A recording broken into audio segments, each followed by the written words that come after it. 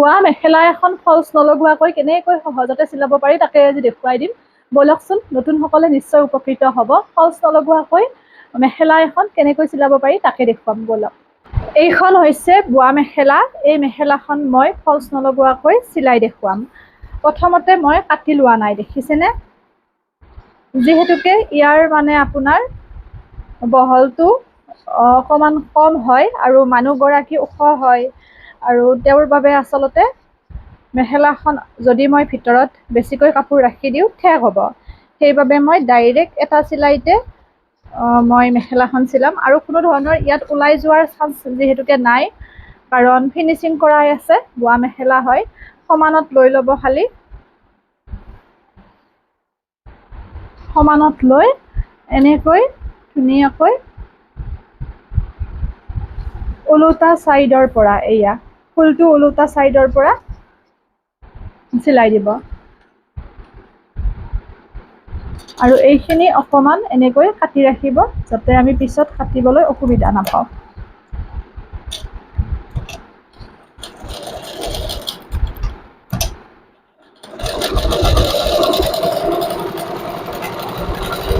এতিয়া খুব ধুনীয়াকৈ গোটেইখিনি চিলাই দিম।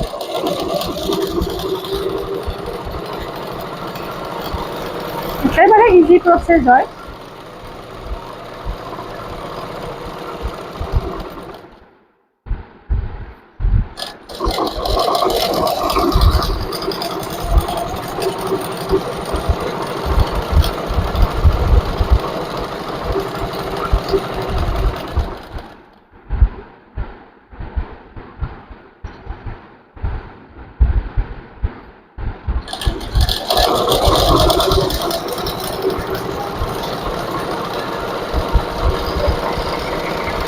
এয়া এনেকৈ ধুনীয়াকৈ চিলাই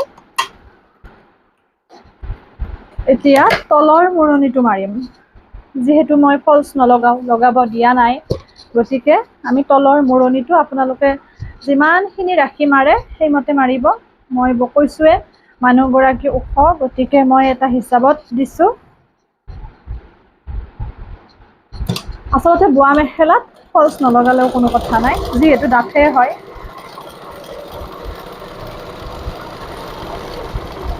আৰু ডাবল মেচিনৰ গুণাগুণটো এইটোৱে, মানে অকণমান স্পীড হয় আমাৰ ছিংগল মেচিনতকৈ। আৰু লগতে আপোনাৰ ইয়াতে ডাঠ কাপোৰ চিলাব পৰা যায়, জিন্স বা আপোনাৰ টি চাৰ্ট তেনেকুৱা, সেইবাবে ভাল। বাকী একেই হয় গুণাগুণ। নতুনসকলে ছিংগলটোও হ'ব পাৰে।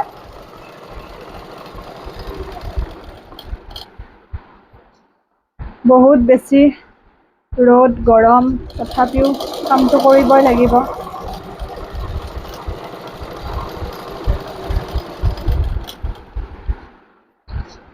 এইদৰে সমান জোখত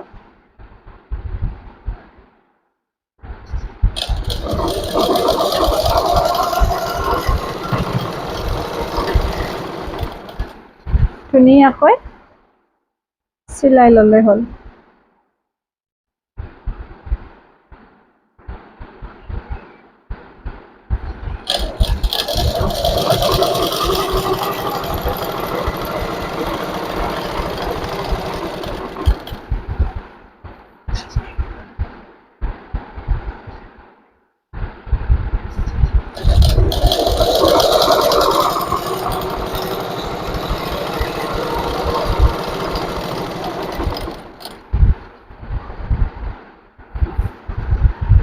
চাই গ'লে বুজি পাব।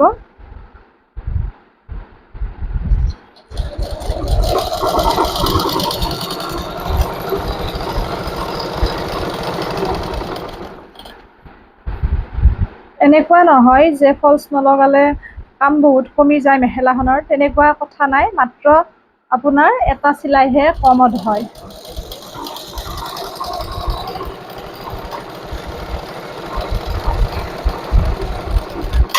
এয়া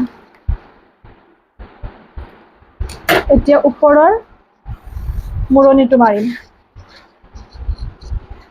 ওপৰৰ মূৰণিটো মৰাৰ আগত মই কাটি ল'ম, যিহেতুকে কটা নাছিলোঁ আগতে। এনেকৈ ল'লে আপোনাৰ কি হয়, অগা দেৱা নহয়, সেইবাবে মই পিছত কাটি দিওঁ।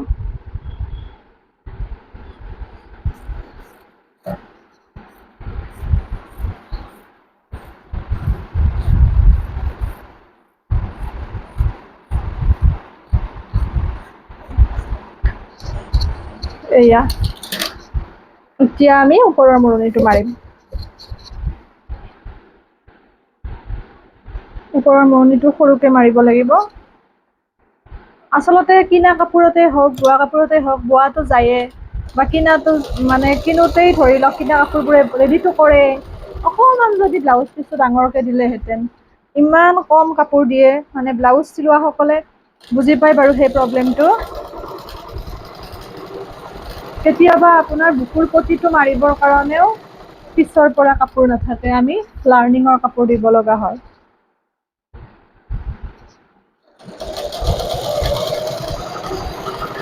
সেইটো কথা এতিয়া নিজে বুজি পোৱা যায়, কাষ্টমাৰেটো বুজি নাপাব।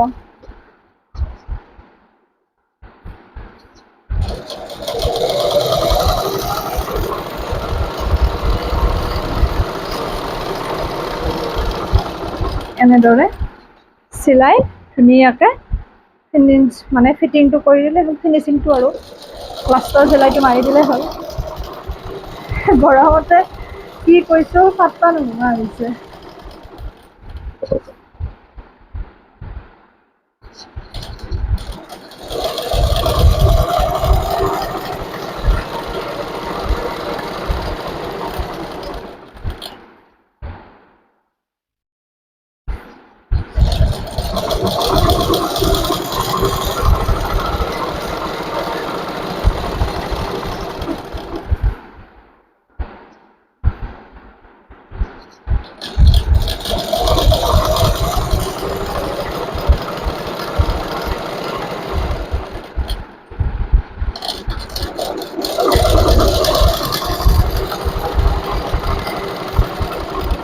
এয়া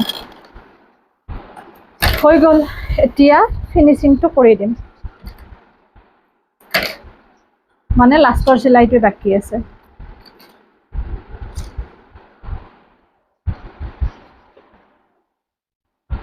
ডাবল ডাবল চিলাই মাৰিলে অকণমান সময় লাগে বাৰু, কিন্তু এনেকুৱাত বেছি কষ্ট নহয়।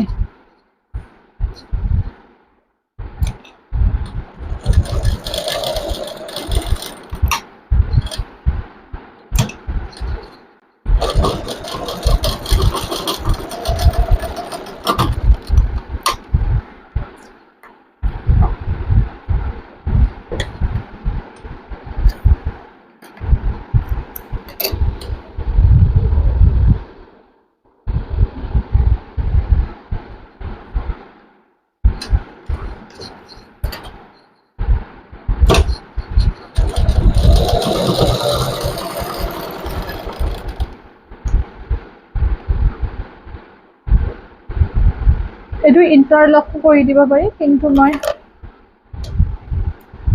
ইণ্টাৰলক নকৰোঁ।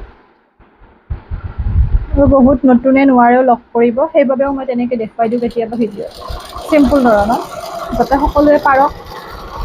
যিমান পাৰি আমি সহজভাৱে আচলতে দেখুৱাবৰ কাৰণে চেষ্টা কৰিব লাগে, যাতে নতুনসকলেও পাৰিম বুলি পেলাই এটা মনত বিশ্বাস গঢ় লয়। সেইবাবে মই বস্তুবোৰ সহজভাৱে দিওঁ।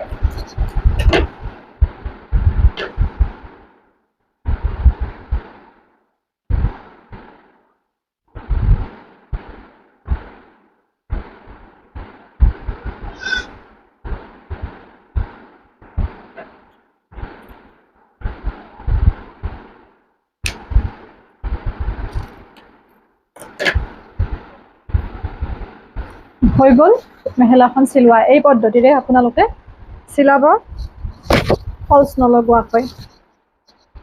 মানে জানেই বাৰু সকলোৱে, তথাপিও যিসকল নতুনকৈ মানে মেচিনত আহিছে বা কাপোৰ চিলাম বুলি ভাবিছে তেওঁলোকে উপকৃত হ'ব নিশ্চয়। নতুনসকলৰ বাবে আৰু এয়া হৈ গ'ল। এইদৰে মেখেলাখন চিলাব, খুব ধুনীয়া হ'ব।